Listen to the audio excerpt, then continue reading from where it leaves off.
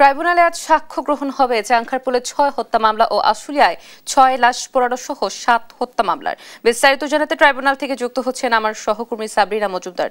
যুক্ত হচ্ছে সাবরিনা, আপনি তো ট্রাইব্যুনালে রয়েছেন, সাক্ষ্য গ্রহণ কোন পর্যায়ে রয়েছে এবং ট্রাইব্যুনালের সবশেষ আপডেট সম্পর্কে আমাদেরকে জানাবেন।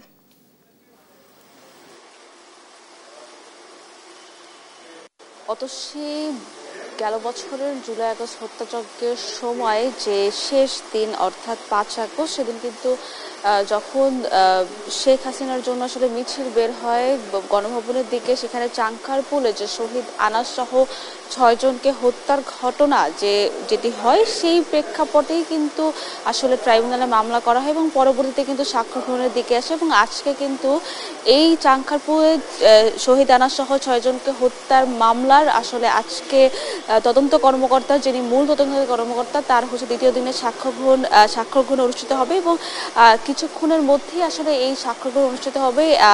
যেহেতু একটু পরে যেহেতু ১১টার দিকেই আসলে ট্রাইব্যুনাল ১ বসে, তো ট্রাইব্যুনাল ১ বসলে আসলে এই বিচার কার্য আসলে শুরু হবে। এই তদন্তকারী কর্মকর্তার মাধ্যমে আসলে এই যে হত্যাযজ্ঞের সময় যে বিভিন্ন ভিডিও এভিডেন্স বা অডিও বা ফুটেজ যেগুলো আছে সেগুলো আসলে তদন্তকারী কর্মকর্তা কিভাবে আসলে এগুলো কালেক্ট করা হয়েছে, কিভাবে এগুলো ফরেনসিক বিভাগে যে এগুলো পরীক্ষা নিরীক্ষা করা হয়েছে সেগুলো আসলে তুলে ধরবেন। এবং আজকে তদন্তকারী কর্মকর্তা যদি সাক্ষ্য গ্রহণ শেষ হয় তাহলে এই মামলাটি কিন্তু যুক্তিতর্কের উপস্থাপনের দিকে যাবে এবং যুক্তিতর্ক উপস্থাপন যখন করবেন তখন সেখানে আসামি পক্ষের আইনজীবীরাও যুক্তিতর্ক উপস্থাপন করবেন এবং সেই সাথে প্রসিকিউশনও যুক্তিতর্ক উপস্থাপন করবে এবং পরবর্তীতে কিন্তু রায়ের একটি দিন ধার্য করা হবে।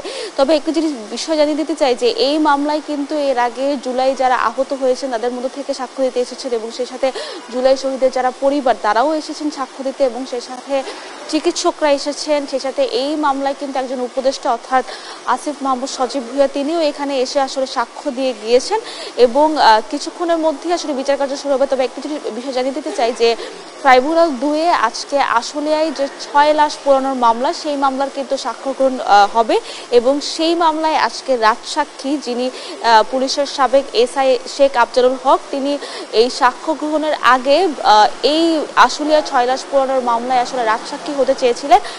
পরে হচ্ছে এই মামলাতে বিচারপতিরা তাকে এই রাজসাক্ষী হওয়ার জন্য অনুমতি দিয়েছেন এবং আজকে কিন্তু তার সাক্ষ্য গ্রহণ অনুষ্ঠিত হবে।